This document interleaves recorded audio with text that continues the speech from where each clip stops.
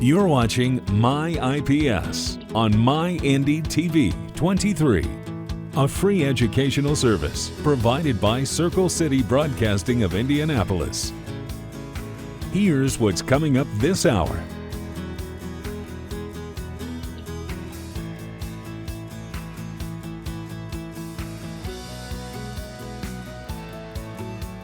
Get more information, special announcements, and weekly program schedules online at wishtv.com. And be sure to follow us on Facebook. Here's what's coming up next.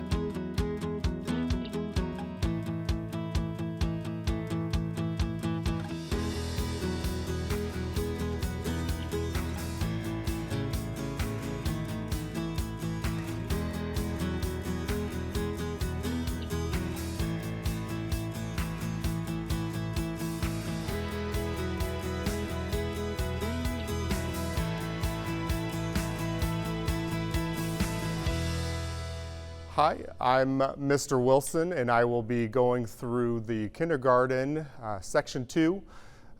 The lessons that we will be going through will be identifying events, and then we will also be doing a mini lesson on words and pictures. And so today we will have 3 stories. We will read through each of those 3 stories, and then we will answer a few questions after each one. The main lesson, though, that we're going to be talking about today is identifying events. When we are identifying an event is something that happens in a story. But then you also are going to have major events that are the most important events in the story. So think about whenever you have been told a story or you're listening to a story, and maybe that story is about you going to a basketball game. Well, that basketball game, that story isn't going to be, I just went to the basketball game. You're going to start talking about all the events probably that led up to that game. So maybe you were going to the basketball game and you couldn't find your keys. And you were looking all around your house and you couldn't find them, and finally, right where you left them, you found your keys. And then, when you started driving to the game, you saw on the side of the road that somebody was pulled off that needed your help. And so you decided to pull off and make sure they were okay. And then you made it all the way to the game and you decided, oh, I think I'm going to want some popcorn. Well, ultimately, in that story, the major event is still you went to a basketball game, but all those events that led up to the game are all also important. So as we're going through the readings today, there's a couple of questions that you're going to want to ask yourself as you're listening to the story. So the first question is, what happens in this part of the story? And then the second question is, what is the major event in this part of the story? And so those are the questions that you're going to be thinking about each time we are reading through these stories. And then ultimately, thinking about events helps you understand what's going on in a story. So the first story that we are going to read is on page 56, and it is called The Special Deer. Starting on page 57, we'll start reading the story. May and her grandfather, Sofu, were walking to a special park. May, please slow down, Sofu said. Oh, Sofu, please hurry, said May. May lived in America. Sofu lived in Japan. May loved visiting Sofu in Japan. They went to the park, and it was filled with deer. The deer were everywhere. People come here to see the deer, Sofu said. The deer are protected in this park. They will eat treats from your hand. May was amazed. The deer were not afraid of people. She ran ahead of Sofu to buy deer treats at a stall. May saw good luck charms at the stall, and May wanted a charm. But she wanted to feed the deer too. So she got the treats, and the woman selling the charms smiled at May. May turned around. She had the treats in her hand. 3 deer walked up next to her, and they sniffed the treats. May gave her a treat. May gave a treat to each deer. The deer pushed each other to get more. May fed them faster, and the deer pushed each other harder. Suddenly, two of the deer kicked each other. They leaned back and hit each other with their front legs. May backed up, her eyes were wide. Then the third deer pushed May. She stumbled and fell. Those deer were not being very nice. May stood up. She threw the treats down. The deer ate them and walked away. Sofu came up behind May. "This is why I go slow," he said. "The deer can be rough." The women selling charms gave one to May. "You need some good luck," she said. "I think you're right," May said. All right, there's our story. So as we were reading through that story, were you thinking about what happens on each page or each part of the story? And then what is the major event in this part of the story? So now we are going to move to our questions. So our first question, question 1, was from the first page, and it says, "Why is May in a hurry?" And the answer choices that they gave you was A, she wants to get to Japan, B, she wants to see the park, and C, she loves being with Sofu. So as we were reading that, which of those three answers do you think was the correct answer? Well, I think that the correct answer is going to be B. Why is May in a hurry? Because she wants to see the park. Question 2, why is the park filled with deer? Well, answer A is the deer were always kept safe here.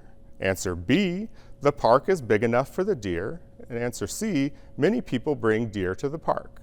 So again, as we're thinking about what was in the story, and we're thinking about the events and the major events that were happening, I believe that our answer for question 2 is A. The deer are always kept safe here. And I know that because in the reading it says the deer are protected in this park. So I know that they are staying safe. So our answer was A. Question 3, what is the most important event in this part of the story? So question 3 is talking about page 3, and our answers are A, May is amazed to see all the deer, B, May chooses to buy treats for the deer, and C, May runs ahead of Sofu to a stall. Well, all of those answers sound like they could be correct, but in the story, May decides that she wants to choose to buy the treats for the deer, and so I think our answer is going to be B. Question 4, what happens after May gives treats to the deer? Answer A says the deer walk faster and faster. B, the deer sniff the ground for more. Or C, the deer push to get more treats. Well, in our reading, if we go back, it says that the deer pushed each other. And so we know that our answer for question 4 is going to be C.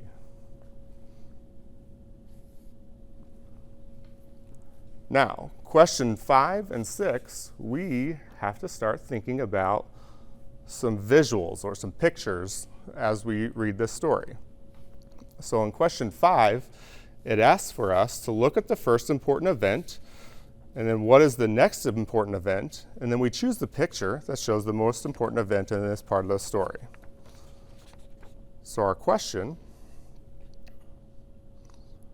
has the first event that shows May choosing to buy her treats, and then our answer choices show May walking or running away from her grandfather, which is A. B, it shows May feeding the deer, and C, it shows May falling down because the deer were pushing through. So again, as we're thinking about events and we're thinking about major events, what do you think our answer is going to be? So I think that question 5 is going to be C because the deer were pushing and May fell down. That sounds like a major event to me. So for question 5, our answer is C. And then for question 6, it's going to be similar. Look at the important events. What important events happen at the end? Choose the picture that shows the event. So now we see that the first major event was May choosing to buy the treats. The second major event was May getting knocked down.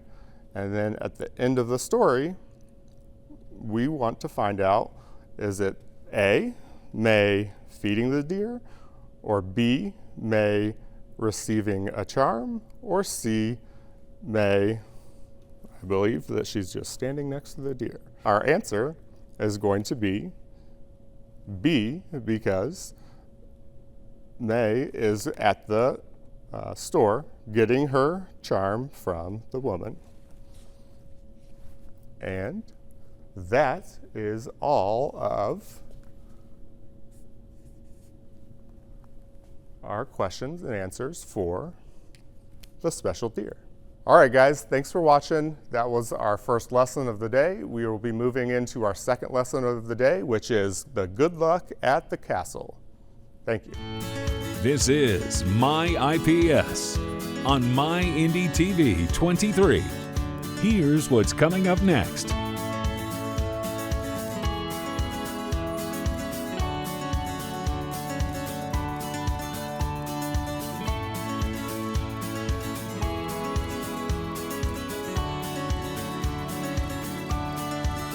Our second lesson of the day starts on page 66, and our story is called Good Luck at the Castle. So starting on page 67, we'll begin reading. May was in Japan. She and Sofu, her grandfather, were visiting a castle. Pink flowers fell from a cherry tree, and May caught some flowers. She put them in her bag next to her lucky charm. Page 2. May ran ahead of Sofu. She climbed a tree. Please come down, Sofu said. May came down, and then Sofu smiled. Page 3. There was a river by the castle. May wanted to put her flowers in the water. May looked inside her bag for the flowers. She found the flowers, but her lucky charm was gone. Maybe it fell out when you climbed the tree, Sofu said. May ran back, and she saw a small girl near the tree. The girl had May's lucky charm. Excuse me, May said. That is my lucky charm. I need good luck to find my mom, the girl said. I ran ahead. Now I do not know where she is. Page 5. I can help you, May said. She took the girl to Sofu. He was with someone. It was the girl's mom. She thanked May for her help. May let the girl keep the lucky charm. I hope it brings you good luck, May said to the girl. All right. So now you remember, as we were reading through that story, we were thinking about what happens in each part of the story and what is the major event in this part of the story, so that we can identify what our events are and then ultimately figure out what the major events are throughout the story. Moving on to our questions. Question 1, where does May put the flowers that she catches?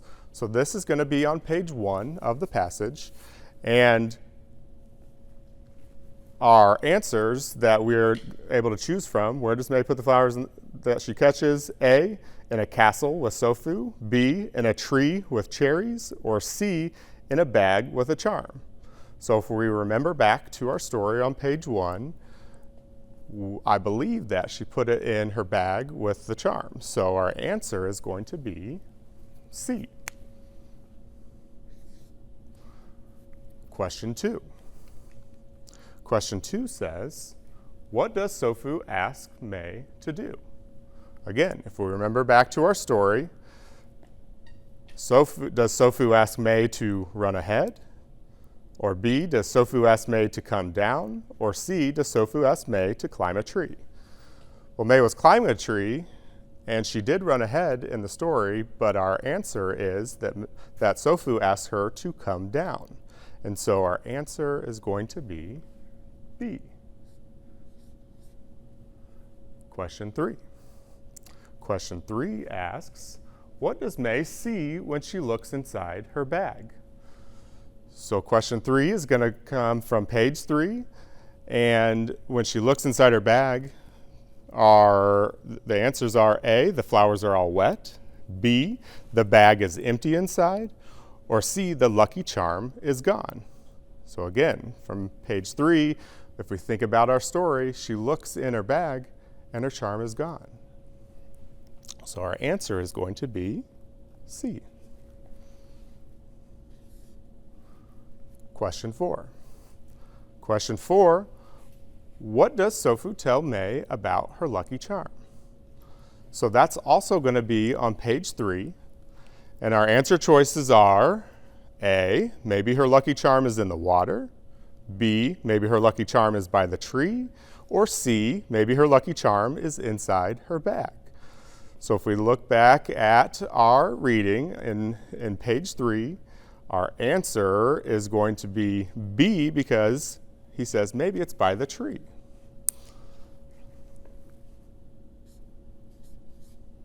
Question 5. Question 5 asks, what does May find by the tree? So remember, she's looking for her charm, but what does she find by the tree? The answer choices are, The answer choices are A, May finds her charm and a girl, or B, May finds her charm and her bag, or C, May finds her charm and Sofu. So question 5, I believe our answer is she found her charm, but she also found a little girl that was looking for her mom. So our answer is A. Question 6. Why does the girl need good luck? Well, who could she not find? The little girl couldn't find her mom. And so May decides that she is probably going to go find her grandfather Sofu and see if they can help with finding her mom. So question 6, our answer choices is she cannot find her mom, B, she wants to keep the charm, or C, she does not know who May is. So why does the girl need good luck? Question 6, I think our answer is A, she can't find her mom.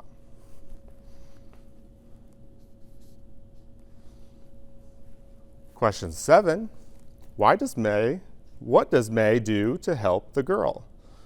Again, on page 5, our answer choices are May sees a woman with Sofu, or May walks around with the girl, or May takes the girl to Sofu.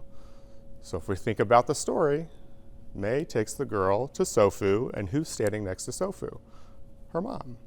So our answer for question 7 is going to be C, which is May takes the girl to Sofu. Now, in question 8, kind of like in lesson 1, we now have some pictures to show what's happening in the story. So it says, what happens at the end of the story? Choose the picture that shows the event. So in our first event, we see that May is climbing the tree, and remember that Sofu asks her to get down. And then we see that May is looking for her charm, and she finds the little girl by the tree. But then what happens at the end of the story?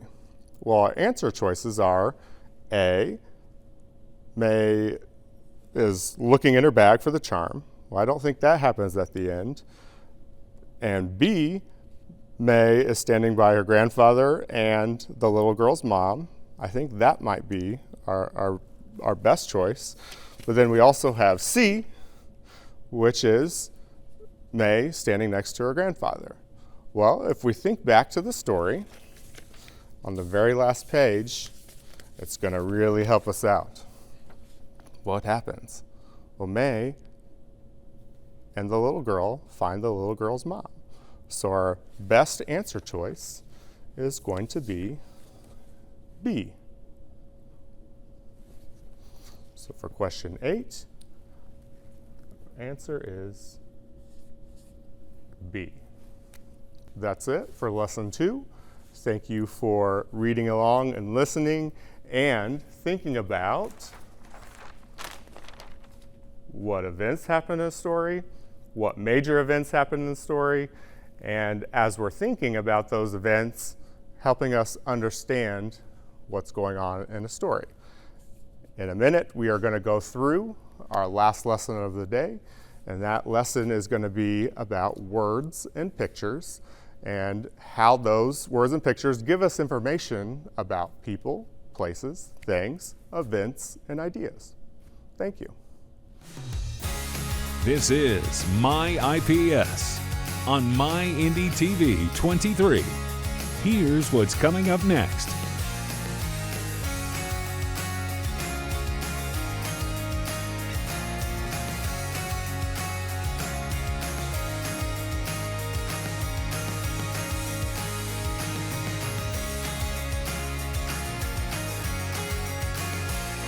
Our last lesson of the day is going to be from section 2, and we are going to talk about words and pictures. And so words and pictures are going to give us information about people, places, things, events, and ideas. And so you remember in lessons 1 and 2, we talked about identifying events, and so we are going to build upon that and still thinking about events. But we are also going to be asking some new questions as we read through a story. So the questions that we are going to be asking ourselves is, what information do we get from the words in the text? What information do we get from the pictures? And then how are the words and pictures connected? Our story starts on page 76, and it is called The Longest Cave on Earth. Page 1, Kentucky is home to something special. It is Mammoth Cave. A cave is an open space in the earth, and the word mammoth means really big. Mammoth Cave has huge underground rooms and passages. It is the largest cave in the world. Page 2, carving out a cave. Mammoth Cave formed long ago. Small cracks formed in underground rocks, then water got in. The cracks became holes. Underground streams made the spaces bigger and longer, and the spaces turned into a giant cave. It took many years. So as you can see in our picture, water got into small cracks in the rocks. Page 3, rocky rooms. Mammoth Cave has large open spaces, or caverns. They look like huge rooms. Strange rocks formed in these rooms. One room looks like a frozen waterfall, and one room has rocks that hang like curtains. So in the picture it says this is a cavern in Mammoth Cave. Page 4, cave life.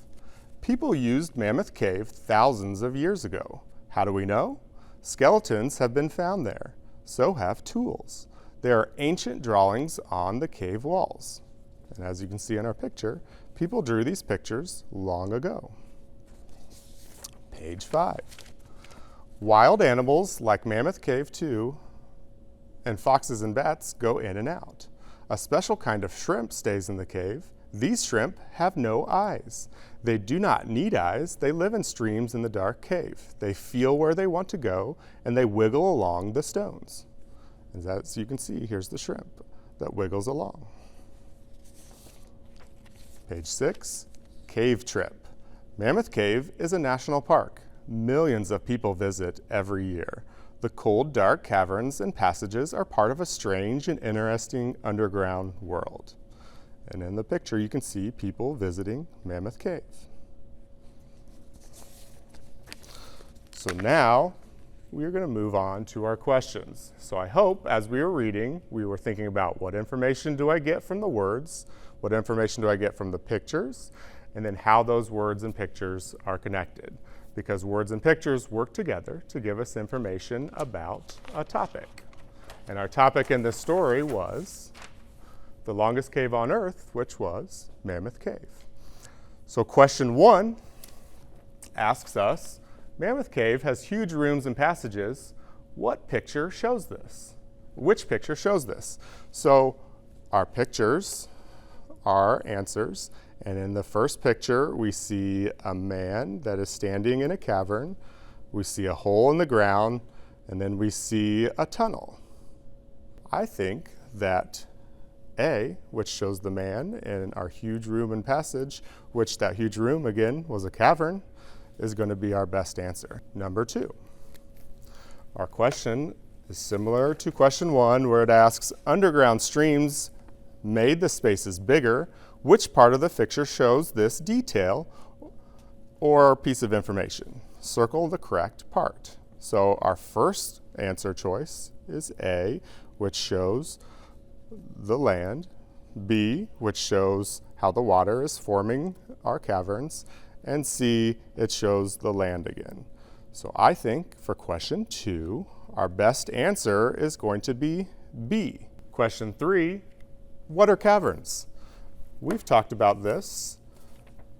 So our answer choices are: caverns are strange rocks, B, caverns are open spaces, or C, caverns are big waterfalls. So if we look back in our text, it's going to be on page 3. It says in the first line, Mammoth Cave has large open spaces or caverns. So I think that they're going to be large open spaces. So our answer is going to be B. Question 4. Look at the picture. What detail or piece of information from the text does this picture show? So we need to look at page 4 and look at our picture. What does this picture show? Do you remember? These are the ancient drawings that are on the cave walls. And so our answer choices are, for question 4, the picture shows tools for drawing, or B, the picture shows skeletons with tools, or C, the picture shows drawings on a cave. I think that this picture shows us drawings that are on the cave. So our answer would be C. Question 5 is going to ask us the same type of question. We're going to look at the picture in passage 5, and then what detail or piece of information from the text does this picture show? If you remember, this is our shrimp that wiggles along. And so the answer choices are A, it shows an animal that wiggles on stones, B, it shows an animal that has huge eyes, or C, it shows an animal that looks for foxes. Well, I think that our best answer is going to be it shows an animal that wiggles on stones. And so that is going to be answer A. Our last question of the day. So we are going to think about this entire text. And what is this text mostly about? Our answer choices are A, Mammoth Cave is a national park. Well, that sounds right. But B, Mammoth Cave is under the ground. Or C, Mammoth Cave is an interesting place. Well, all of those questions or answers could be correct, but when we think about all the events that happen in the story and we think about all the information that it gave us, it talked about how Mammoth Cave is a really interesting place. Even though the other answers might be correct, our best choice is going to be answer C, which is Mammoth Cave is an interesting place. All right. Our lesson is done for today, but we know now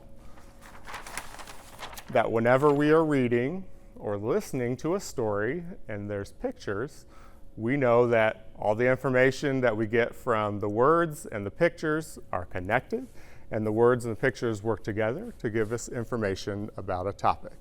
So thank you for tuning in and listening to our lesson today. Our lessons were about identifying events and words and pictures, and we appreciate your time. Thank you. This is MyIPS on MyINDY-TV 23. Here's what's coming up next.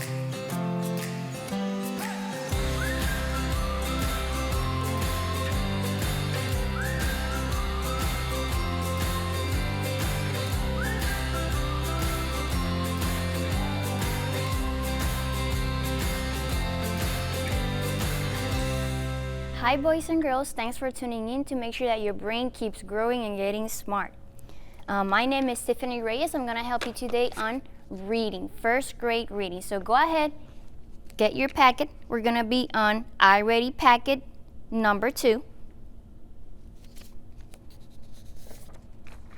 We're also going to be on section 2, lesson 1, okay? Now, have you ever been watching a movie that's so amazing in the theater, the next day you go to school and you want to tell all your friends about it? And when you start telling them, what do you tell them? You tell them mainly 2 things. The events, which are the things that happen in the story, and the key details, which describe the events or tells more about it. For example, let's say that the movie is about a superhero, and you tell your friends, this superhero was bit by a spider, and then he had superpowers, and then he was able to save his community. Those are the things that happen, the events. Now, when you tell them his suit was red, he was super fast, and his hair was black, all of that are the details. Think about it as an artwork. For example, let's say that you have a paint that tells you what is going on in the movie, but it has no color, and you don't know if it's daylight, nighttime, you don't know what time of the day is it or what season or anything. That's when the key details come in, and they start painting you the picture in your brain so that you can imagine exactly how the movie was. So today we're gonna practice that a little bit with Piglet. This is a little story, and we will point out the details and the events. Piglet goes for a long bike ride with Mom. He wears his helmet and rides on the right. After a while, Piglet gets terribly hungry. He and his mom go home and eat lunch. Piglet has his favorite peanut butter and pickle pie. So let's see. What are the events in this Piglet story? Well, it says that he's riding his bike, that he gets terribly hungry, he goes home and eat lunch, and he has his favorite pie. Some of the details tells you that he was in a long bike ride with his mom. So now you can picture Piglet running his bike for a long while with his mom by his side, or maybe behind him or in front of him. It says that he wears his helmet. Now it's painting you the picture. How do you picture Piglet? He has a helmet and he rides on the right. Now you can see the picture in your brain. And you can also see a picture in your brain of the kind of pie he's having. It says there's a peanut butter and pickle pie. So as you see, events tells you what happens, the action, and the details paint you the story about it. Let's read this nice story, which you're probably gonna like a lot. It's called The Strangest Nest by Helena Nowicki.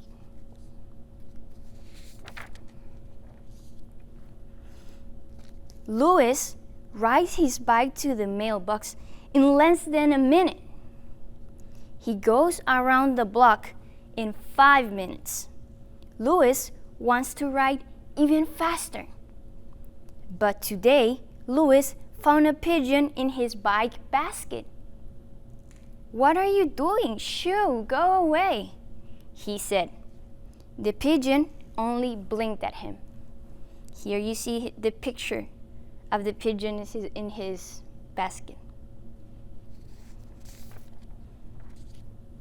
"I guess you're not moving," Louis said. Then the pigeon stood up. Under it, Louis saw a nest. Two pigeons, hatchlings, were in it. A family. That's too many birds for one bike, Louis said. He tried to take the basket off.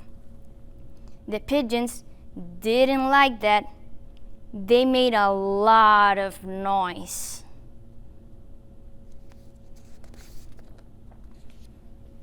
Louis asked his mom, "How long are those pigeons going to stay?" "Maybe a few weeks," Mom said.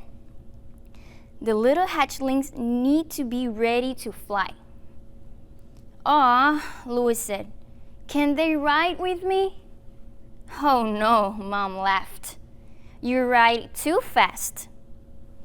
"Okay, I'll wait for them to leave," Louis said.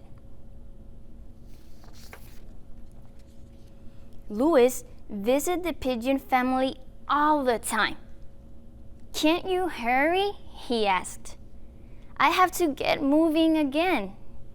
And the birds blinked. Louis watched the pigeons bring food to the nest. The babies tilted their heads back and opened their beaks. They gobbled food so fast. "That's cute," Louis said, and he smiled a little.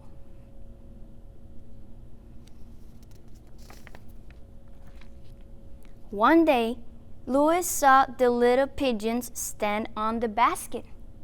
"Look, Mom," he said, "the little birds are trying to fly." Louis wanted to help. He cheered for the babies. "You can do it," he said. The baby pigeons flapped their wings, but they didn't let go of the basket.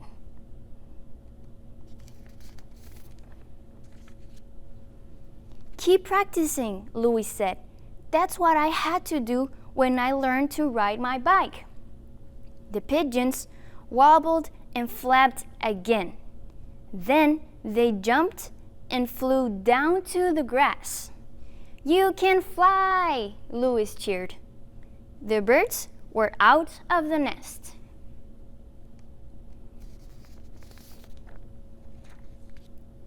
Now, Louis was ready to ride again.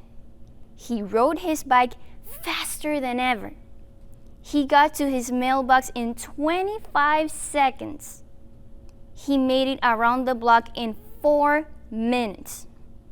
1 minute less than before.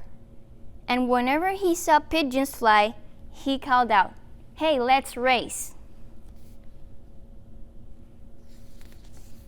That was a super nice story. Have you ever seen birds hatchlings?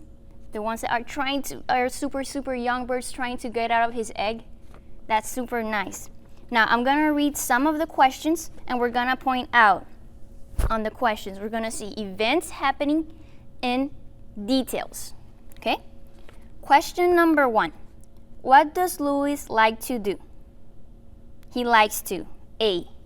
Look for birds. B. Ride his bike. C. Get the mail.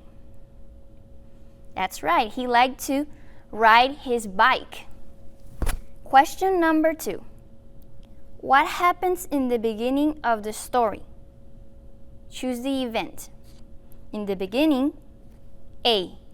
Louis finds a pigeon family in a mailbox. B. Louis finds a pigeon family in a tree. C. Louis finds a pigeon family in his bike basket. That's right, it was in his bike basket. That's why he couldn't ride his bike. Question number 3. What is Louis waiting for the birds to do? Complete the sentence. Louis decides to wait for the birds to blank the bike. To take the bike, to find the bike, or to leave the bike. Good job. He was waiting for them to leave the bike so that he could run his bike again, because his mom said he couldn't ride with them in there because He was too fast. They would probably be scared.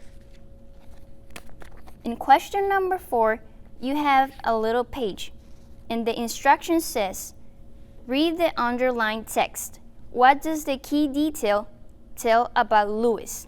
So here we're going to point out the details. The underlined text says, "That's cute," Louis said. He smiled a little. Maybe this is not an event. This is not telling you an action or something that happened in the story, but it's describing you, giving you details, painting the picture of what happened in the story.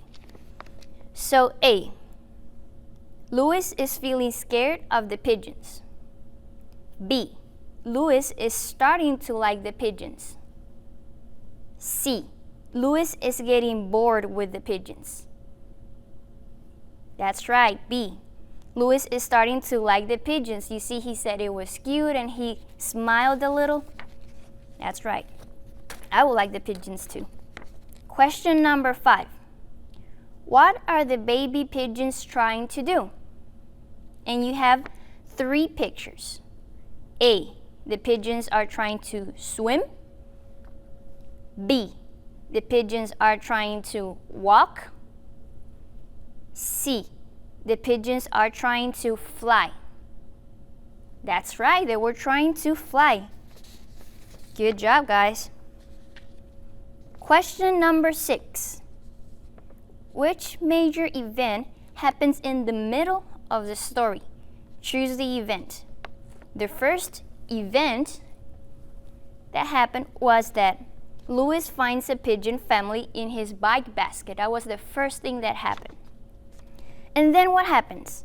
A, Louis practices riding his bike again. B, Mom helps the baby pigeons go home. C, the baby pigeons fly out of the basket. That's right. The baby pigeons fly out of the basket in the middle of the story, and then at the end he was able to ride his bike again. And question number 7. Last question. Which event happens at the end of the story? Choose the event. We have 3 blocks in the beginning event, the middle event, and the end event. The beginning event says, Louis finds a pigeon family in his bike basket. Middle event says, the baby pigeons fly out of the basket. And the third box, which is the end event, you have to pick it.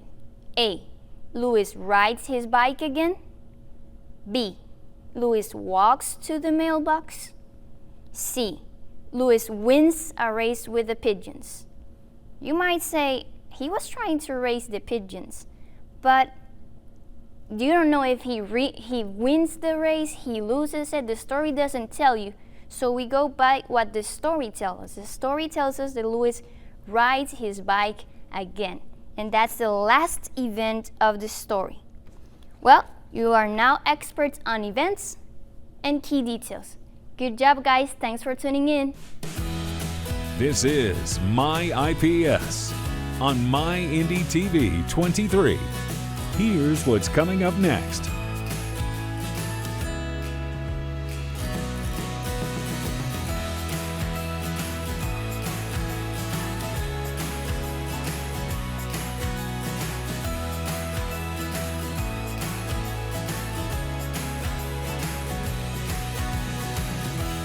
Hi, boys and girls. Thanks for tuning in. To make sure your brain keeps growing, keep up that brain workout. This is Tiffany Reyes. I'm going to be helping you with first grade reading. So go ahead, get your packet. We're going to be on iReading packet number 2.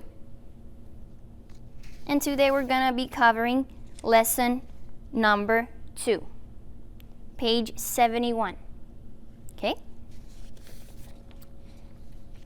Let's review a little bit what we've learned. We've learned that events are the things that happen, the action, what makes the story move on. And the details are that sweet paintbrush that paints the picture in your imagination about the events. Here we saw an example of the little story of Piglet. It says he ride a long bike with his mom with his helmet, and he rides on the right. So all of those are describing, those are details painting you the story of how it looked like so that you can imagine it better in your brain. And it says that he got terribly hungry, that he went home and eat lunch, and he had his favorite pie. All of those are events telling you what happened with Piglet, what happened to him, what did he had to do to be able to eat lunch. He had to go home. So all of those are the action. So events together with the details help you play the movie in your brain.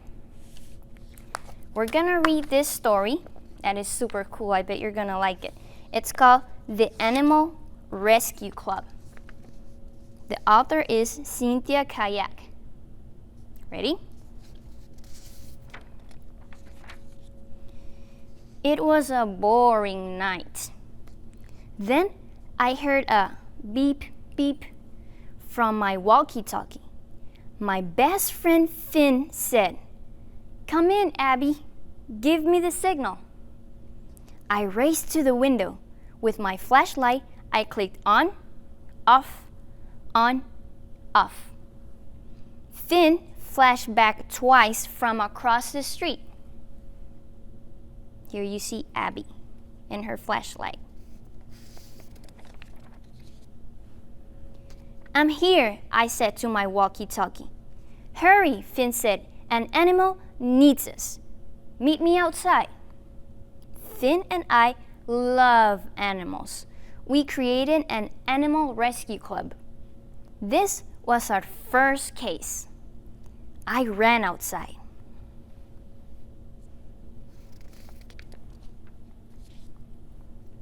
Finn beat me again. "Abby, there's an opossum here. Look." He shined his flashlight. I looked closely. I saw many eyes. 1, 2, 3, 4 pairs of glowing eyes. "Finn, it's a mama. She has 3 babies on her back," I whispered. The babies hugged their mama tightly as they bounced along. They look really cute. The opossum started to cross the street. Finn and I watched. Suddenly, the nighttime street got brighter and louder. "Finn, there's a car coming." I grabbed my flashlight. We had a plan for this. Finn called, "Ready for our first rescue?" Let's see what happens. We shine our flashlights up and down the street. Then we use them to make a big bright X in the dark.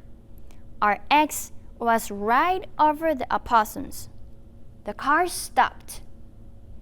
Finn and I watched the opossums walk safely across the street. "Hooray for the Animal Rescue Club," I said. That was a super nice story. The events were that Finn calls Abby on the walkie-talkie. That's something that happened. He saw an animal, and then they started to describe what they saw, how many eyes they saw, and how glowing were their eyes. Those are details. Then the car came in. That was definitely an event. There was action happening, and they were able to rescue them. We know it's nighttime. We know that it was dark, thanks to the key details. So let's answer some of the questions with this in mind. What is the first way Finn sends a message to Abby? A, on a walkie-talkie. B, flashlight. C, cell phone. That's right, the walkie-talkie. She first heard the beep beep from her walkie-talkie. Then they started to do the flashlight signals. What did Abby and Finn do to show they love animals? A, they started a group. B, they watched from a window. Or C, they took a walk outside. That's right, this started a group called the Animal Rescue Club. I want to be in that club. Question number 3. How do you know that Finn and Abby are just starting to help animals? Complete the sentence. Abby says that this is their blank case. A, boring case. B, first case. C, best case. That's right, it was their first case of animal rescue. Question number 4. What happens in this part of the story? A, Finn shows Abby a group of grown-up opossums. B, Finn shows Abby a mama opossum and her babies. C, Finn shows Abby 2 baby opossums. That's right, Finn shows Abby a mama opossum and her babies. Do you remember? 1, 2, 3, and 4 pairs of glowing eyes. She had the babies in her back. Question number 5. What does Abby see when Finn shines his flashlight?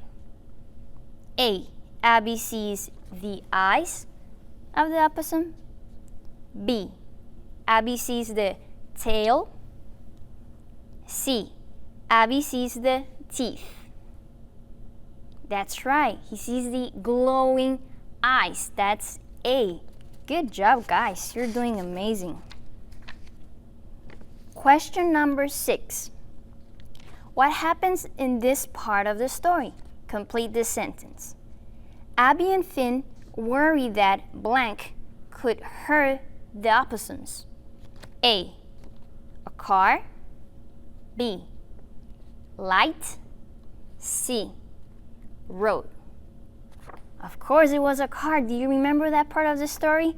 Whew, it took my breath. Question number 7. It says, read the underlined sentence. What do Abby and Finn find out?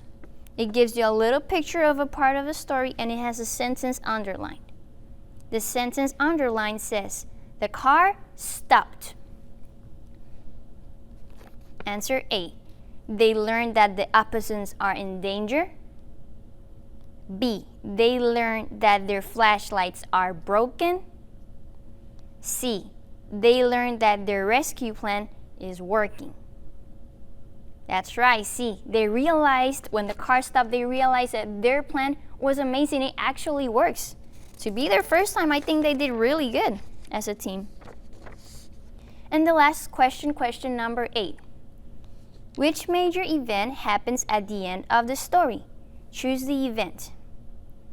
In the beginning, Abby learns from Finn that the animals need them. In the middle, Finn shows Abby an opossum family at night.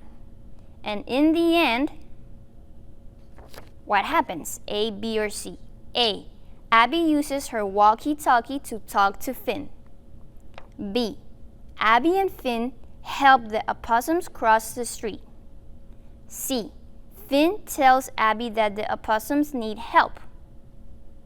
That's right, B, they help them cross the street safely. This rescue club is amazing. Have you ever been in an animal rescue club?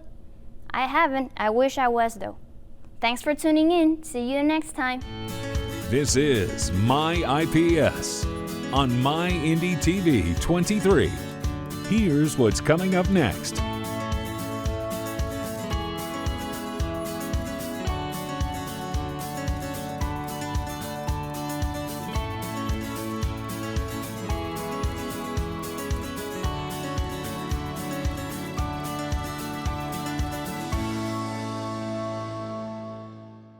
Hi kids, I'm Pat Boylan. I'm a broadcaster for the Indiana Pacers. I hope you're all doing well and staying safe. Today we're going to read this book. It's called How to Be a Lion, and it's by Ed Veer.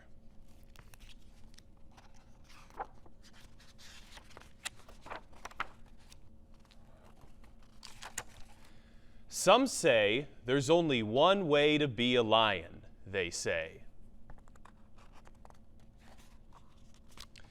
Lions are fierce. If they catch you, they will chomp you. Crunch, crunch, chomp. They say a lion can't be gentle. Well, they haven't met Leonard. Leonard loves to walk by himself, feeling the sun warm his back and the grass under his paws. Some days, Leonard walks to his thinking hill. Sometimes he thinks important thoughts. Sometimes he daydreams. Somewhere in between, he hums quietly and plays with words, putting them together this way, then that way, making them into poems. Some say, wait, lions are not gentle. Lions do not write poems. And if a lion met a duck, bad luck for that duck. Crunch, crunch, chomp. But if Leonard met a duck, what do you think would happen? Hello, said Leonard. I'm Leonard. Hello, said the duck. I'm Mary Ann. I'm writing a poem, said Leonard, but I'm stuck. Will you help me? You're in luck, said Mary Ann. I'm a poetic duck. Together they played with Leonard's poem until the words came unstuck.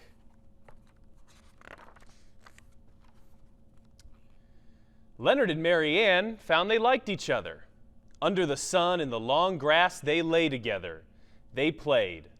They went for walks and had long, meandering conversations, a mixture of quacks and quiet roars. At night, they watched for shooting stars and made wishes if they saw them. Do you think the universe has edges, quacked Mary Ann. If it doesn't, said Leonard, will we fall out? Together they are happy. They wish for nothing more than this. But one day, a pack of fierce lions came prowling around. What's going on here, they growled. Why hasn't this duck been chomped? This duck is Mary Ann, said Leonard. She's my friend, and nobody will chomp her. The fierce lions came closer. We heard you're gentle. We heard you make up poems, but not chomping a duck. Well, you've gone too far. The fierce lions growled and they roared. There's only one way to be a lion. Leonard, you must be fierce. You can see the duck here hiding his eyes, not wanting to see what these fierce lions have to say. Maybe a little bit scared. Must I be fierce, said Leonard. Must I change? They're wrong, quacked Mary Ann, and we will show them why.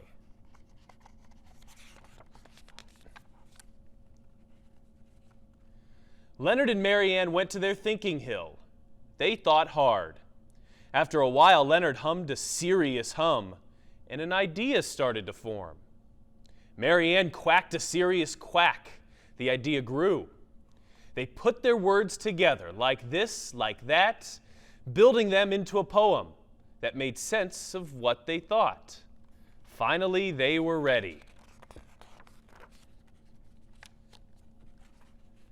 Leonard took a deep breath. I'll say this quietly, I needn't roar to be heard. I can be a friend to a bee or a bird. You said I must change, I must chomp Mary Ann, but chomping your friends is a terrible plan. Let nobody say just one way is true. There are so many ways that you can be you. If there must be a must, then this we must try. Why don't you be you, and I will be I? Some say words can't change the world, Leonard says. If they make you think, then maybe they can. Is there just one way to be a lion? I don't think so. Do you? And that's the end of the book. And in the back it says, this book is for those who daydream and for those who think for themselves. And I think it's a great message not only about the power of words and how you can persuade people, but also the importance of individuality, to be you even at your young age. I hope everyone's staying fun, hope everyone's staying safe, doing well with your e-learning, and we look forward to reading to you back in person, hopefully someday soon. Stay safe. You're watching MyIPS on MyINDY-TV 23, a free educational service provided by Circle City Broadcasting of Indianapolis. Here's what's coming up this hour.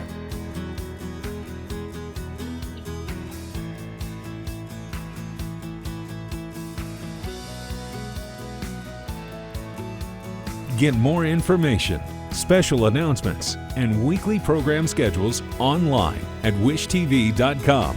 And be sure to follow us on Facebook. Here's what's coming up next.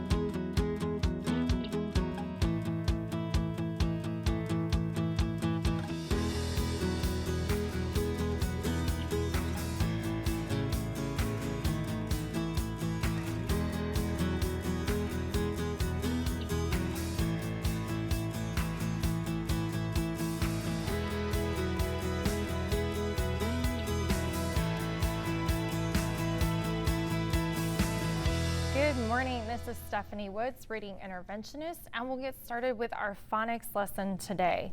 So the first activity, we're going to do some rhyme recognition. I'm going to say 3 words, and I want you to think of the 2 out of those 3 that rhyme. So for example, if I say dip, rip, tag, which 2 of those rhyme? Dip and rip. All right, let's keep going. If I say lap, cap, den, which 2 rhyme? Lap and cap.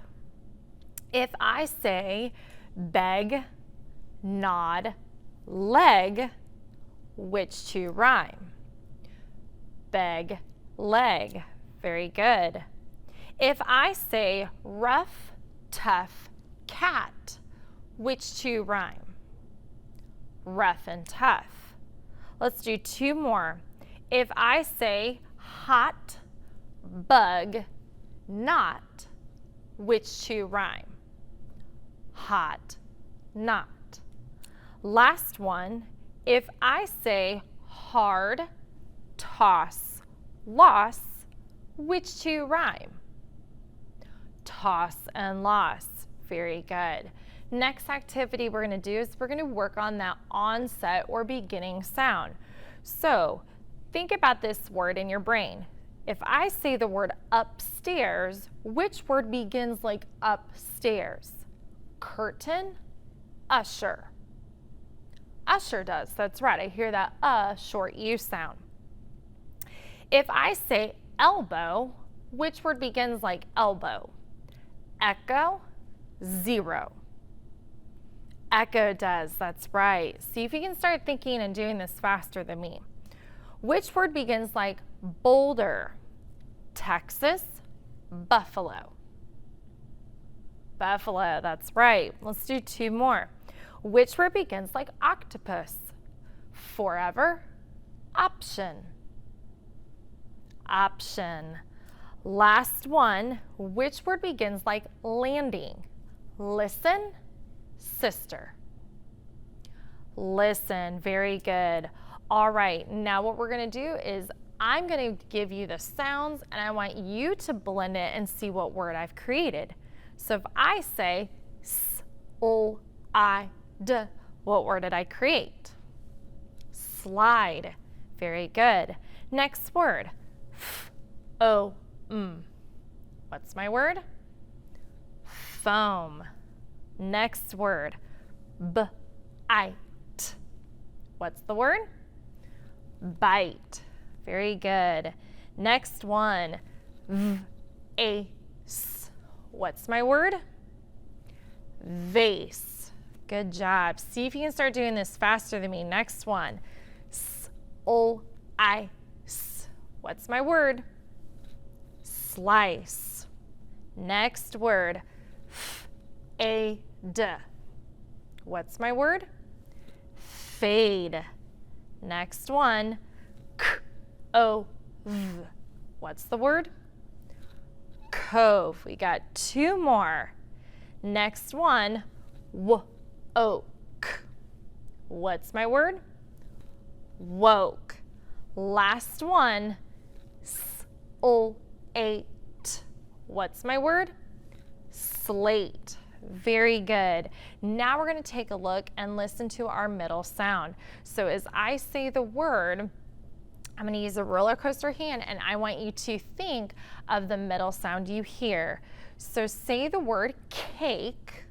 What's that middle sound you hear in the word cake? I hear that A, long A sound.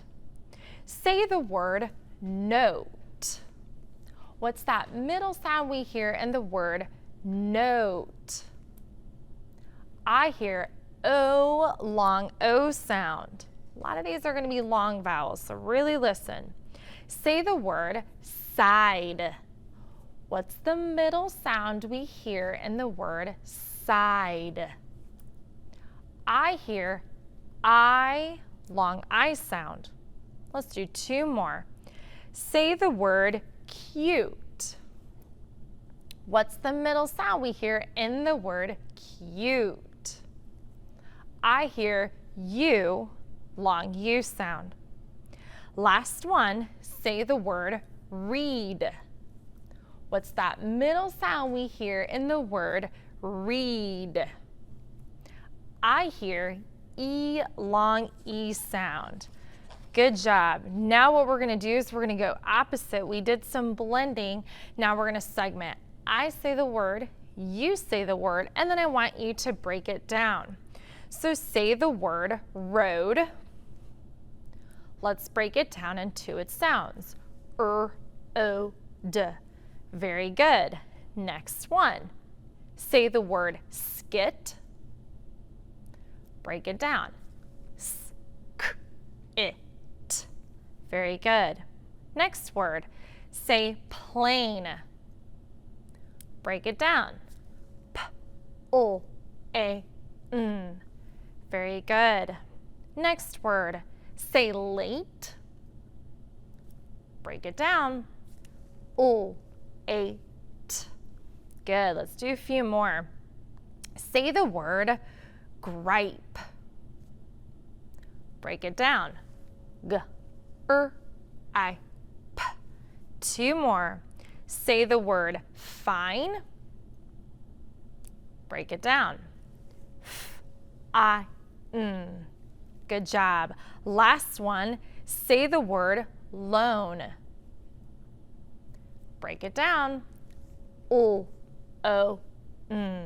Good job.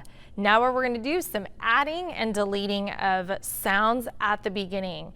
So if I say ache, add f at the beginning, and the word is fake. Very good. Let's do a few more with that. Say ache, add t at the beginning, and my word is take. See if you can do it faster than me. Say ache, add o at the beginning, and the word is lake. 2 more. Say ache, add at the beginning, and the word is rake. Last one. Say ache, add at the beginning, and the word is make. Very good. Now we're going to go opposite. We're going to delete away that first sound, okay?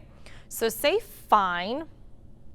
Take away the f, and you're left with ein.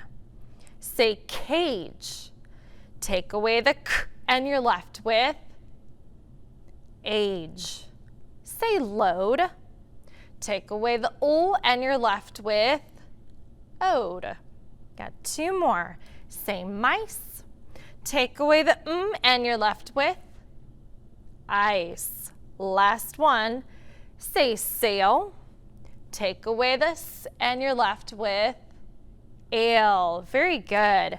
Last we're going to do is work on substituting. So we'll say that word, take away the first sound, put up a different first sound, make a new word.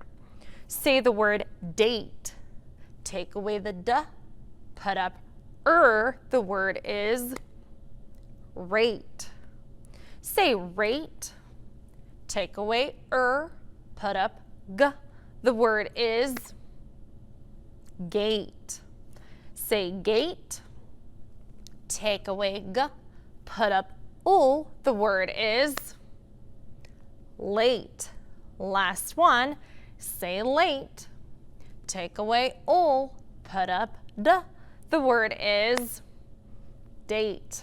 So all those words rhyme. It's all I have for you today. Have a wonderful day. See you later. This is MyIPS on MyINDY-TV 23. Here's what's coming up next.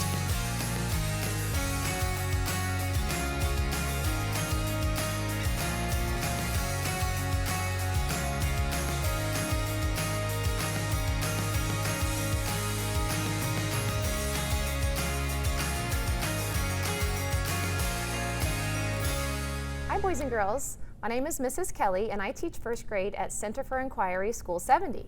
I'm here with my friend Rufus and we're going to read some stories to you. Hey Rufus, do you have a favorite book? Yeah, I do. Well, what are some of your favorite books? Harry the dog. Oh, I know Harry the dog. That's a classic. Oh, Any yeah. others? Yeah, I like the Dog Man series. Dog Man is very popular in first grade, definitely. Anything else? Good Boy Fergus. Good Boy Fergus. I used to read that to my son when he was little. I love it. But I think my favorite is Pete the Cat. Pete the Cat? Oh, yeah. And you're a dog? Oh, yeah. I love it. Guess what? I have Pete the Cat right here to read. Oh, great. I'm going to read Pete the Cat and his magic sunglasses. The authors are Kimberly and James Dean. You ready? Oh, yeah. Okay, here we go. Pete the Cat and his magic sunglasses. Pete the Cat did not feel happy. Pete had never, ever, ever, ever, ever been grumpy before. Pete the Cat had the blue cat blues. Have you ever felt blue, Rufus? Oh, yeah. Yeah, I know. It happens. Then, as if things weren't bad enough, along came Grumpy Toad. Grumpy Toad was never happy. He always wore a frown.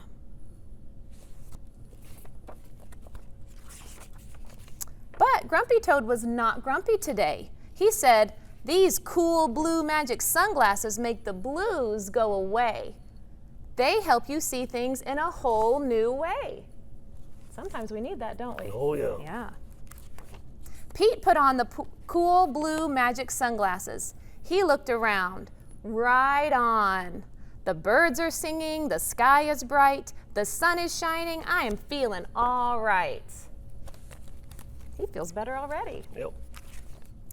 Pete thanked Grumpy Toad for the cool blue magic sunglasses. He went on his way and soon he saw Squirrel. Squirrel did not look happy. Pete said, "What's wrong, Squirrel?" "I'm so mad. Nothing's going my way. I only found one acorn today." You feel like that if you only find one bone? Oh, yeah. Pete said, "Try these cool blue magic sunglasses. They help you see things in a whole new way." Squirrel put on the cool blue magic sunglasses and looked all around. Awesome! The birds are singing, the sky is bright, the sun is shining. I'm feeling all right. Pete said goodbye to his friend Squirrel and continued on his way. Soon he saw his friend Turtle. Turtle did not look happy. "What's wrong, Turtle?" Pete asked. "I'm so frustrated. Nothing's going my way. I am all upside down today." Do you ever feel upside down? Oh, yeah. It happens. Pete said, "Try these cool blue magic sunglasses. They help you see things in a whole new way."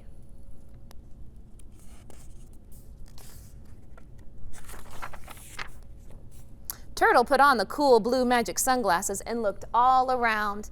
Far out. The birds are singing, the sky is bright, the sun is shining. I'm feeling all right.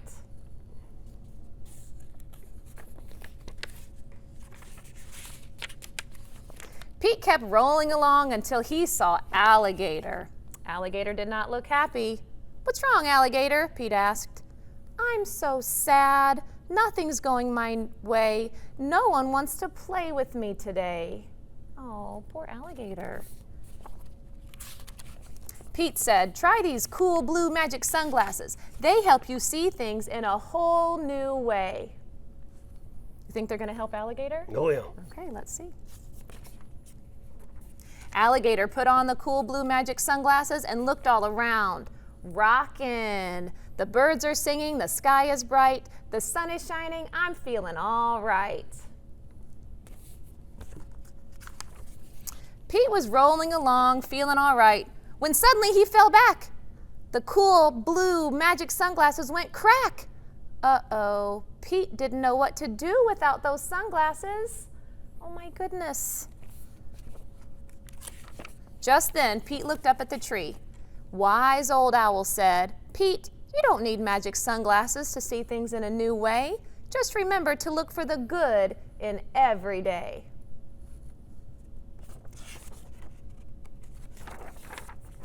Pete looked around without his sunglasses. Too cool. The birds are singing, the sky is bright, the sun is shining. We are feeling all right. And that's the end. So I really like that message. She's really right, Rufus. You don't really need magic sunglasses to see things in a new way. Nope. You can always try a different perspective. Oh, yeah. Yeah, oh yeah. All right, boys and girls, we hope you enjoyed the story. See you later. Bye. This is MyIPS on MyINDY-TV 23. Here's what's coming up next.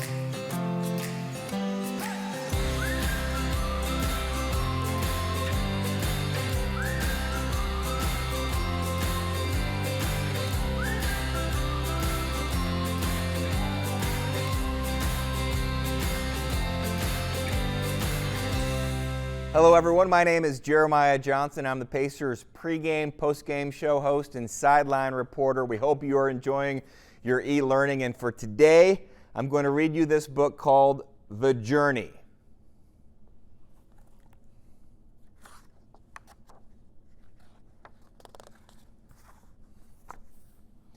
I live with my family in a city close to the sea.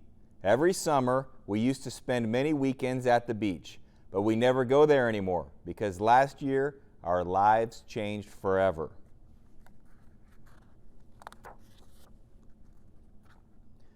The war began.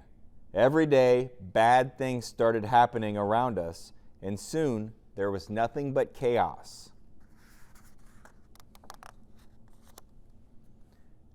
And one day, the war took my father.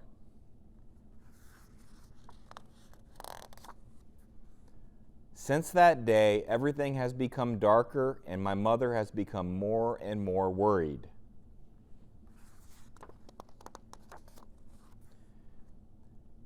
The other day, one of my mother's friends told her that many people are leaving. They are trying to escape to another country, a country far away with high mountains.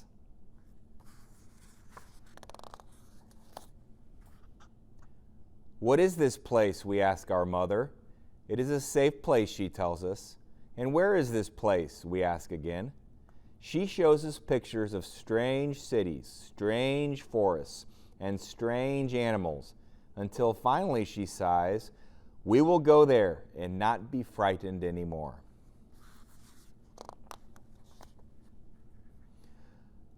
We don't want to leave, but our mother tells us it will be a great adventure. We put everything we have in suitcases and say goodbye to everyone we know. We leave at night to avoid being seen and keep moving for many days. The farther we go, the more we leave behind.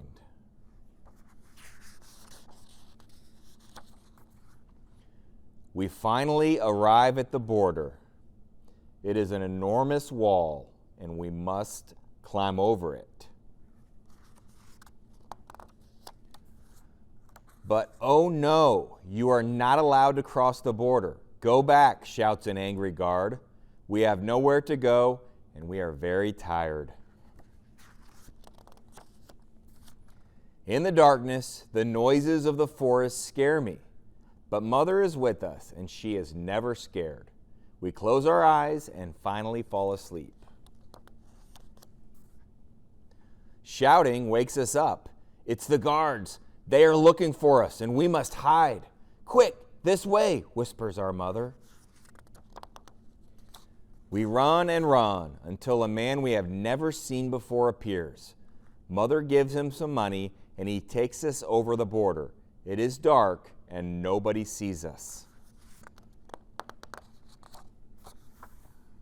Our journey is not over yet, our mother tells us. The sea stretches far and wide ahead of us, and we must cross it. How will this be possible? We have boarded a ferry with so many people. There is not much space, and it rains every day, but we tell each other stories, tales of terrible and dangerous monsters that hide beneath our boat, ready to gobble us up if the boat capsizes. The boat rocks and rocks as the waves grow bigger and bigger. It feels like the sea will never end. We tell each other new stories, stories about the land we are headed to, where the big green forests are filled with kind fairies that dance and give us magic spells to end the war. As the sun rises, we see land for the first time in days. The boat rocks silently to shore. Our mother tells us we are very lucky to still be together. Is this the place where we will be safe, we ask? It is close, she says with a tired smile. We travel for more days and more nights, crossing many borders. From the train, I look up to the birds that seem to be following us. They are migrating just like us, and their journey is very long too. But they don't have to cross any borders. I hope one day, like these birds, we will find a new home, a home where we can be safe and begin our story again. The end. Once again, that book was called The Journey by Francesca Sanna. We hope you're enjoying the journey that you are on with your families as you try to go through this difficult time. Make sure you stay safe, and we hope to see you soon, and we hope maybe to have you watching the Pacers again soon. This is MyIPS on MyINDY-TV 23. Here's what's coming up next.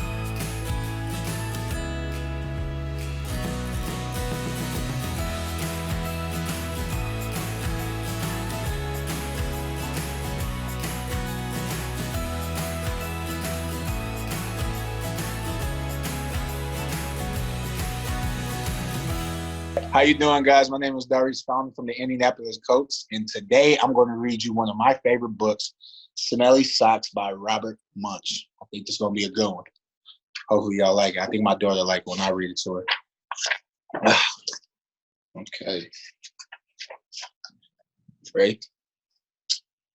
When Tina wanted new socks, her mom took her to the only store in town. "This store only has black socks," said Tina. "Can we please go across the river and get some really good socks?" "We can't drive across the river because there is no bridge here," said Tina's mom. "You know it is a long, long, long way to the only bridge, and besides, we don't have a car." Closer. So Tina went to her grandfather and said, "Can you please take me across the river in your boat? I want to buy some really good socks." "The motor is not working on the boat," said her grandfather. "Row," said Tina. "We can row. I will row, and you can sit in the back of the boat." "You will row?" said her grandfather. "Yes," said Tina. "Rowing is easy." Oh man, Tina's brave. So Tina got in the boat and rowed slowly. Splash, splash, splash. And the boat went in slow circles. Swish, swish, swish. Tina rowed fast. Splash, splash, splash. And the boat went in fast circles. Swish, swish, swish, swish. "The boat has forgotten how to row," said Tina.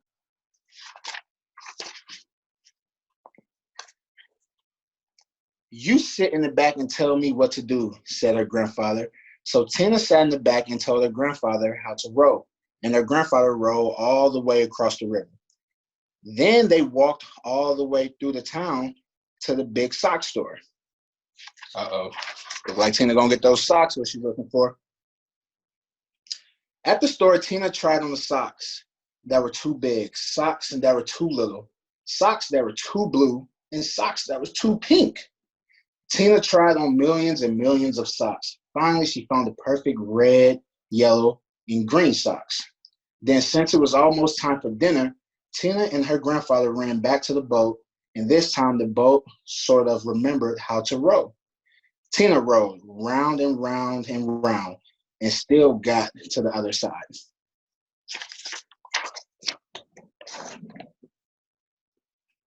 When they got back, Tina ran home and yelled, "Socks, socks, socks, wonderful socks. These are the best socks I have ever seen in my life. Grandpa rowed me all the way across the river to get these socks. I am never going to take them off." "Never?" said Tina's mother.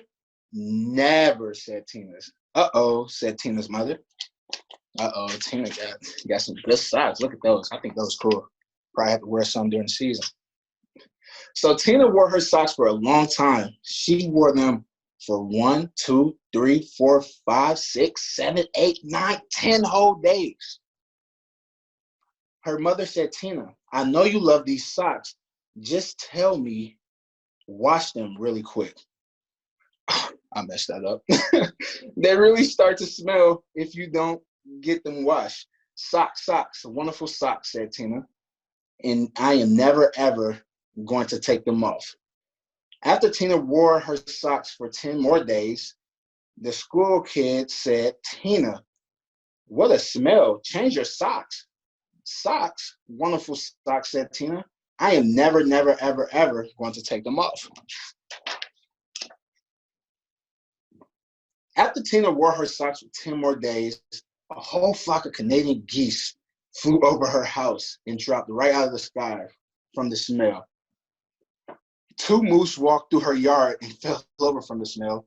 Ducks, raccoons, and squirrels fell over when she walked to school.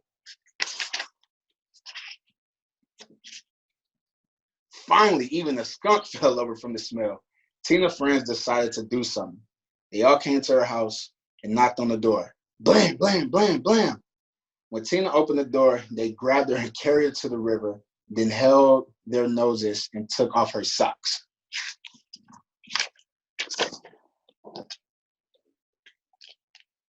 Some of the kids held Tina, and some of the kids washed the socks. Scrub, scrub, scrub. All the fish in the river floated up to the top and acted like they were dead.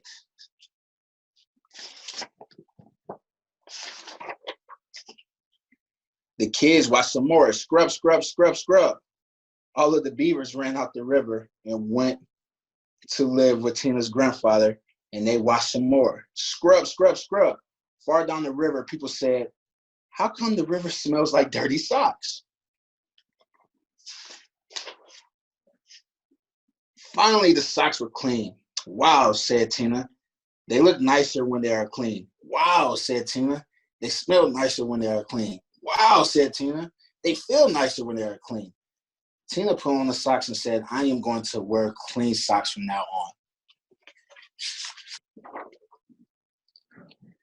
The beavers left her grandfather's house and went back to the river. The Canadian geese got up from the ground and flew away. The fish decided they were not dead after all and jumped and splashed in the river.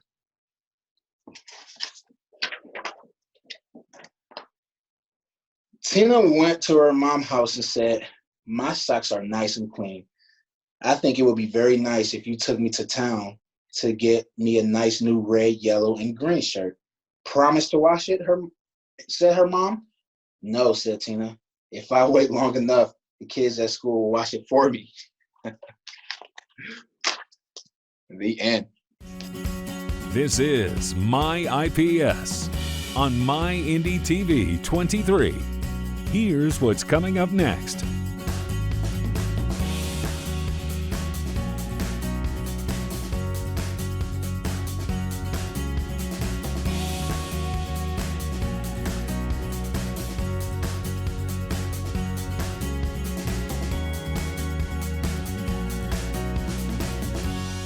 Hi, this is Stephanie Woods, reading interventionist, and we'll go ahead and get started with our phonics lesson for the day.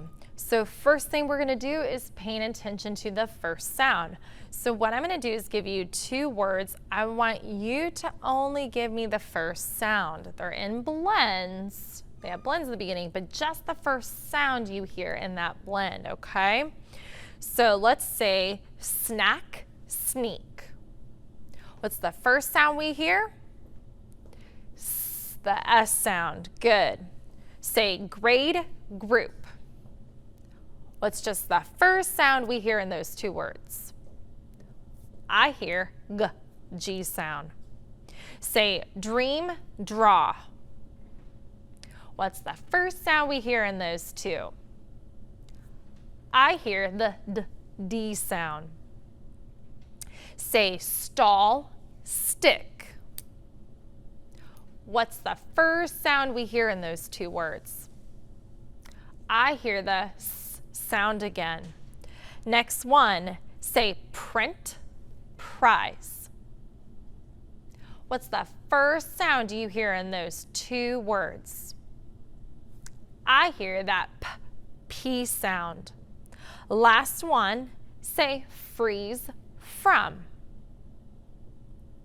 What's the first sound you hear in those two words?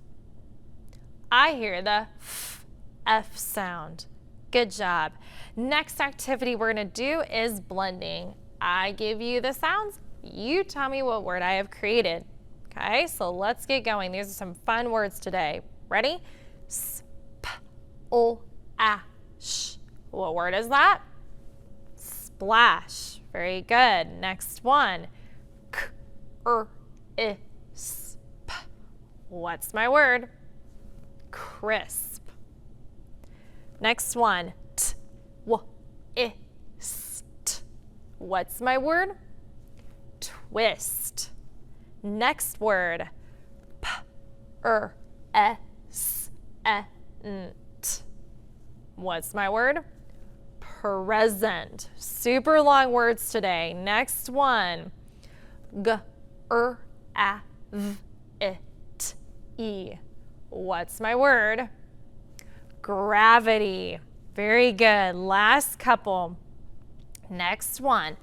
B, O, A, N, K, et.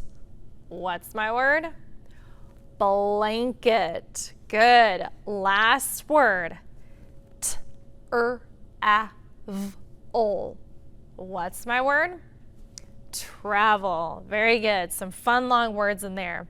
All right, today we're going to look at the GR blend. I'm going to say a word, you're going to say the word, and then I want you to think about where you hear that GR blend. So say the word great. Where do you hear GR in the word great? I hear GR at the very beginning. Great. Kind of reminds me of the cereal. Next one, say program. Where do you hear GR in the word program? I hear right there in the middle, program. Good. Next one, say ground. Where do you hear the GR in the word ground? I hear GR at the very beginning. Next one, say progress. Where do you hear GR in the word progress? I hear GR right there in the middle, progress. Last one, say green. Where do you hear the GR in the word green? Pretty easy. GR is at the very beginning. Nice job. All right, now we're going to go ahead and go backwards into our segmenting. So I say the word, you say the word, and then we break it down into the sounds. So say the word blend. Break it down. B-O-N-D. Good. Next one, say celery. Break it down. P-R-O-E. Good. Say program. Break it down. P-R-O-G-R-A-M. Good. A lot of long words today. Say slowly. Break it down. S-O-O-O-E. Good. Say yesterday. Break it down. Y-E-S-T-R-D-A.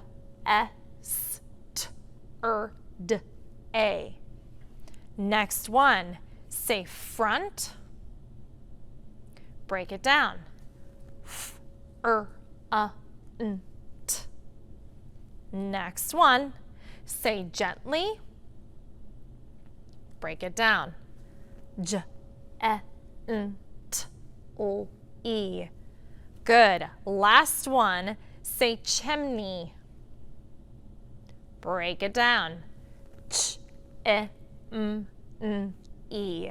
Good. A lot of tricky words. You really have to stretch it out to hear all the sounds in it. All right. Now I'm going to say a word, and we're going to add something to the end of it this time. So say me, add t at the end, and the word is meat. Good. Say me, add k at the end, and the word is meek. Say me, add n at the end, and the word is mean. Next one, say me, add o at the end, and the word is meal.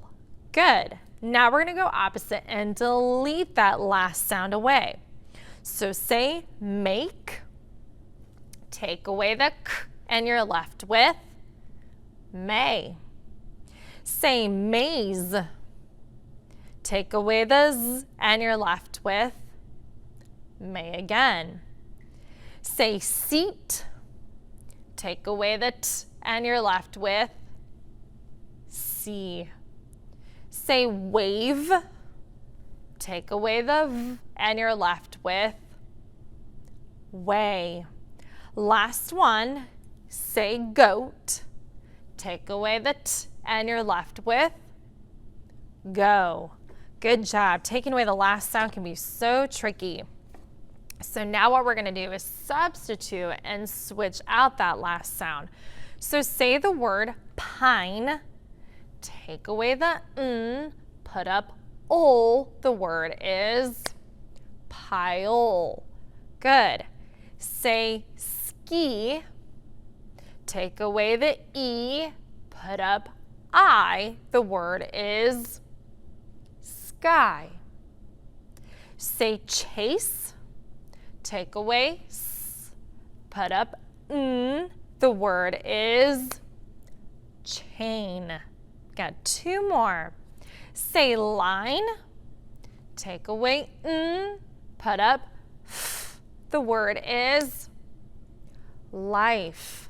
Last one, say shark, take away k, put up p, the word is sharp. Good job. That's all I have for you today. Have a wonderful day. This is MyIPS on MyINDY-TV 23. Here's what's coming up next.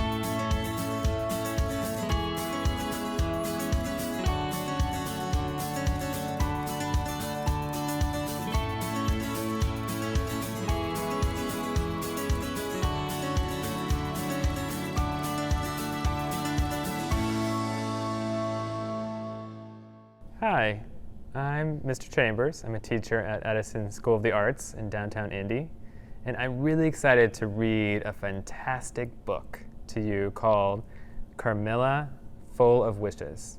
It's by Matt De La Pena and Christian Robinson.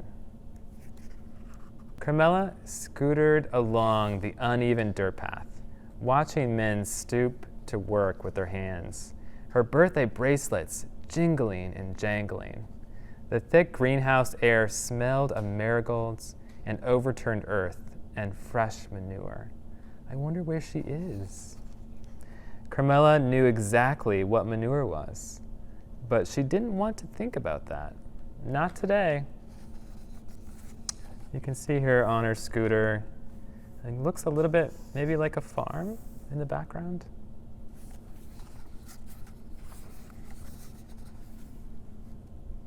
Today, she awoke to candles in her pancakes. Oh. And her mom sang, "Happy birthday to you," and told her, "Go on, mija, make a wish." But Carmela's wish had already come true. She was finally old enough to go with her big brother. Look at all those candles. Let's count them. Maybe she's 1, 2, 3, 4, 5, 6, 7. Do you think she could be 7 today? Look at that cute dog. Camilla followed as he cut back onto the street at Freedom Boulevard, past the crowded bus stop and fenced off repair shop, past the old folks' home where 2 haunched old women waved smiles, past the huge home improvement store where her dad used to stand around weekend mornings waiting for work. Look at this beautiful community. There's another dog. Lots of people out and about. There's Carmela on her scooter, and she's following her brother.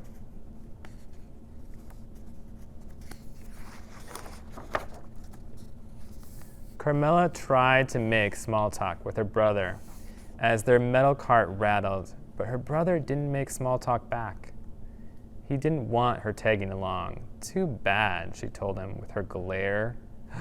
Look at that face. She does look angry. He does look a little older than her. She's still on her scooter.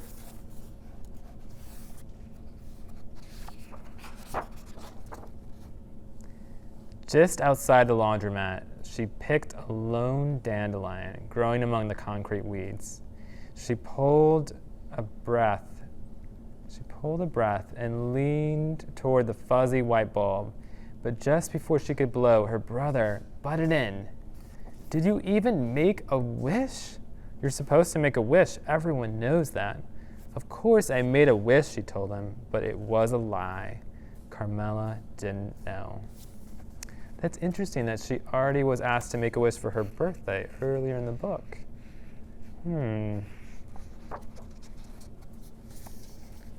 Carmela helped her brother sort colors one-handed, helped him load the washer one item at a time. While their clothes spun, her imagination turned, each new thought ushered in by a jingle of bracelets. Her brother found the sound annoying and shot her a dirty look. "Too bad," she told him with her glare. So let's see. Looks like that's her over here, and look at all these other family or friends. And there's her brother.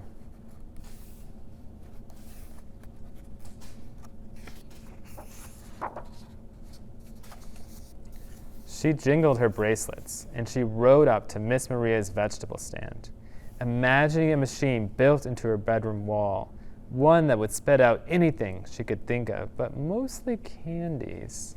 That sounds pretty delicious to me. Look at all of that. And she's still on her scooter. She jingled her bracelets in line at the locksmith shop, imagining her mom sleeping in one of those fancy hotel beds she spent all day making for fancy guests. There's her mom in the middle. There's the key shop and her brother.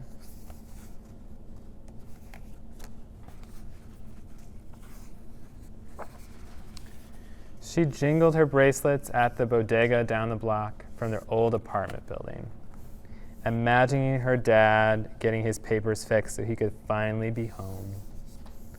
Looks like she's hugging her dad in her imagination. Did you see that cat in the window? Look at that.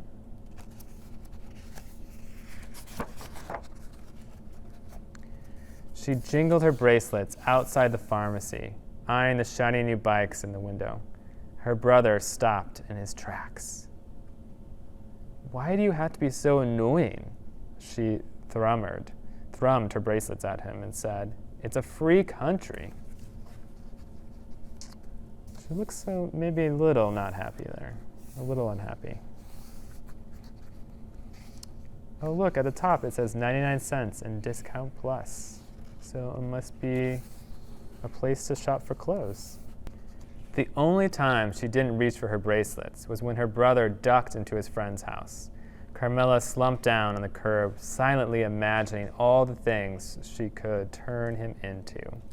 The slimy pink tail of a rat, a cockroach, scurrying away from the light, a wheelbarrow full of manure left in the sun.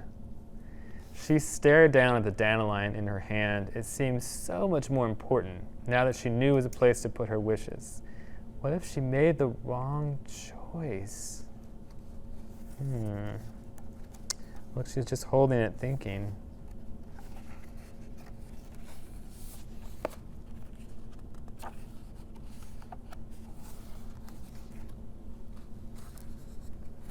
Carmela tried to hop a curb on the long trip home, but her tire caught and her handlebars twisted, and she went crashing to the concrete.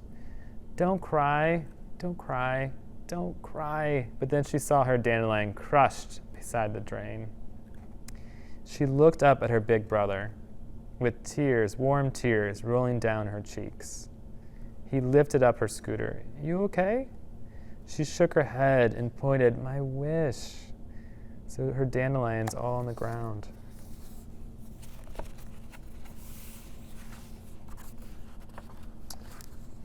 He took her by the arm and led her back up to the block, past the laundromat and the flea market, past the greenhouses and the smell of manure, past the overgrown park and across the train tracks. He didn't stop until they made it to an abandoned farmhouse near a cliff overlooking the sea. Close your eyes, he said. I think this is going to be a special place for them.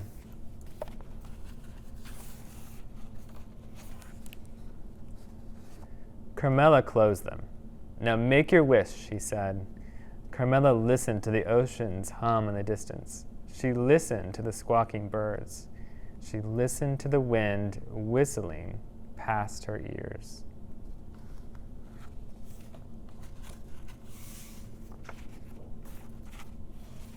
Then she opened her eyes. She saw hundreds of tiny white spores lifting into the air, floating out toward the far-off surf. The sky was full of wishes.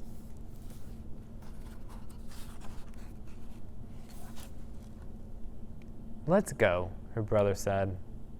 Don't you want to know my wish? She asked. He shook his head. If you tell, it won't come true. She looked back one last time, then took off her bracelets and followed her brother home. Look at that beautiful ocean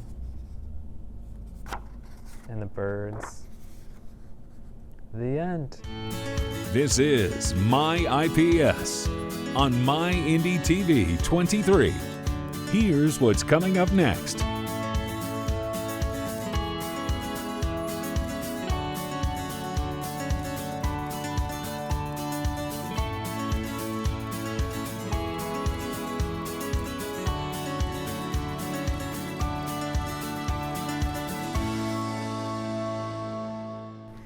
All right, guys, welcome and thank you for joining me, all of my IPS families and anybody who's available to watch this with me right now. I'm so glad you're there, and we're going to really enjoy this book together.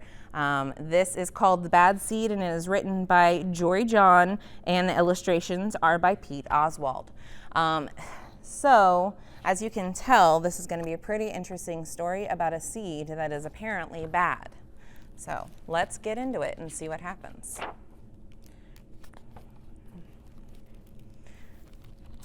I'm a bad seed. A bad seed. Oh yeah, it's true. The other seeds, they look at me and they say, that seed is so bad. When they think I'm not listening, they mumble, there goes a bad seed. All right. And if you guys remember our facial expressions lesson, you can see a lot of different emotions going on right here. And check out his eyebrows. All right. But I can hear them. I have good hearing for a seed. How bad am I? You really want to know? Well, I never put things back where they belong. I'm late to everything. I tell long jokes with no punchlines. I never wash my hands or my feet. I lie about pointless stuff. I cut in line every time. Those are pretty bad things, huh? I stare at everybody. I glare at everybody. I finish everybody's sentences, and I never listen. Look at that. It says, library, quiet please, and he's banging a drum. It's probably not very quiet. And I do lots of other bad things too. Know why? Because I'm a bad seed. A bad seed. I just can't help it. Sure, I wasn't always this bad. I was born a humble seed and on a simple sunflower in an unremarkable field. I had a big family, seeds everywhere. We found ways of having fun. We were close. And so I want you guys, if you can see, look at their facial expressions. And if you can find him in there, look at his eyebrows, because they don't quite look so angry while he's on his sunflower with his family. But then the petals dropped and our flower drooped. Look, there's a couple of expressions, probably a lot of fear. It's kind of a blur. I remember a bag. Anybody have sunflower seeds before? Everything went dark. And then a giant. Yep. He's throwing that seed into his mouth to enjoy it during a softball game. But what he doesn't realize is that's our story character. I thought I was a goner. I thought I was done for. I screamed and I hollered, ah! Patoo! But I was spit out at the last possible second. I flew through the air and I landed under the bleachers with a huge thud. When I woke up, it was dark outside. A wad of gum had softened my fall. I felt okay, but something had changed in me. I'd become a different seed entirely. I'd become a bad seed.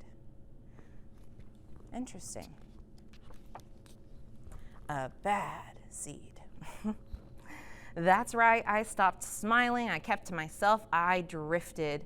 I was friend to nobody and bad to everybody. I was lost on purpose. I lived inside a soda can. I didn't care, and it suited me. I wonder if it really suited him. Do you think that's really what he wants? Until recently, I've made a big decision. I've decided I don't want to be a bad seed anymore. I'm ready to be happy. It's hard to be good when you're so used to being bad, but I'm trying. I'm taking it one day at a time. Sure, I still forget to listen, and I still show up late, and I still talk during movies, and I do all kinds of other bad stuff. But I also say thank you, and I say please, and I smile, and I hold doors open for people. Not always, but sometimes. And even though I still feel bad sometimes, I feel kind of good also. It's sort of a mix. All I can do is keep trying and keep thinking, maybe I'm not such a bad seed after all. Hey, look, there goes that bad seed. Actually, he's not all that bad anymore. I heard that. The end. All right, guys, so I bet you caught on, but what I really love about this book is that this bad seed didn't start as a bad seed. And I want us to remember that because everybody started out as a good seed, right? We were all on our sunflower, happy when we were babies, and then sometimes things happen, and things happen to different people, and sometimes it hurts us. And when we're hurt, sometimes the only thing we know to do is to accidentally hurt other people. And sometimes we might not mean to, but it just happens because our body just sometimes makes some decisions for us. So remember that you are not your choices, and sometimes we all make bad choices, but that doesn't stop us from making more choices in the future that'll help us and help others rather than hurt us. All right, guys, I hope you enjoyed this book. I love it. Feel free to check out your local library. They can help you find books that are just like this one and read them together, because that is the best way to learn, is to just have something you enjoy together. All right, you have a good day, and reach out to us if you need anything. We miss you. Stay safe.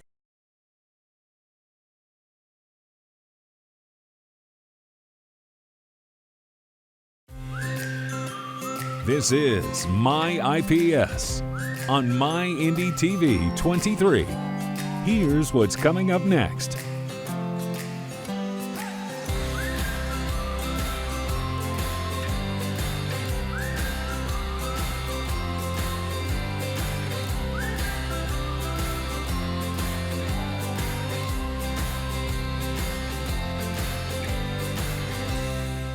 Boys and girls, my name is Mrs. Kelly and I teach first grade at Center for Inquiry, School 70. This is my friend Rufus, and we're here to read a story to you. The book we're going to read today is called The Napping House by Audrey Wood, illustrations by Don Wood. Do you like to take naps, Rufus? Oh, yeah. Me too. Naps are a good thing. Yeah. Well, this is The Napping House, and I notice on the cover, a lot of people in one bed. I wonder what's going to happen. Let's see. The Napping House. There was a house, a napping house, where everyone was sleeping. And in that house there is a bed, a cozy bed, in a napping house where everyone is sleeping. See the cozy bed? Oh, yeah. And on that bed there is a granny, a snoring granny, on a cozy bed in a napping house where everyone is sleeping. And on that granny there is a child, a dreaming child, on a snoring granny, on a cozy bed in a napping house where everyone is sleeping. And on that child there is a dog, a dozing dog, on a dreaming child, on a snoring granny, on a cozy bed in a napping house where everyone is sleeping. A dozing dog, huh? Oh, yeah. Looks a little bit like you. Oh. And on that dog, there is a cat. A snoozing cat, on a dozing dog, on a dreaming child, on a snoring granny, on a cozy bed in a napping house where everyone is sleeping. Would you let a cat sleep on you? I don't know about that. I don't know. And on that cat, there is a mouse, a slumbering mouse, on a snoozing cat, on a dozing dog, on a dreaming child, on a snoring granny, on a cozy bed, in a napping house where everyone is sleeping. And on that mouse, there is a flea. Oh. Can it be? A wakeful flea, on a slumbering mouse, on a snoozing cat, on a dozing dog, on a dreaming child, on a snoring granny, on a cozy bed, in a napping house where everyone is sleeping. Oh no. Can you see the flea? It's really little up there. Oh, yeah. Yeah. Are you itchy? Uh-oh. I got fleas. A wakeful flea who bites the mouse. Who scares the cat. Who claws the dog. Ugh. Who thumps the child. Who bumps the granny. Who breaks the bed. In a napping house where no one now is sleeping. And that's the end of that story. Did you like it, Rufus? Oh, yeah. I did too. It's one of my favorites. All right, boys and girls, we hope you enjoyed the story. We'll see you later. You've been watching MyIPS on MyINDY-TV 23, a free educational service provided by Circle City Broadcasting of Indianapolis. MyIPS airs weekday mornings from 8 a.m. to 10 a.m. For more information, special announcements, and the weekly program schedule, go to wishtv.com. You can also follow us on Facebook.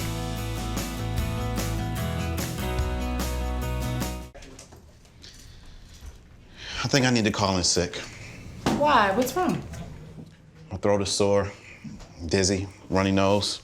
It sounds like nasopharyngitis.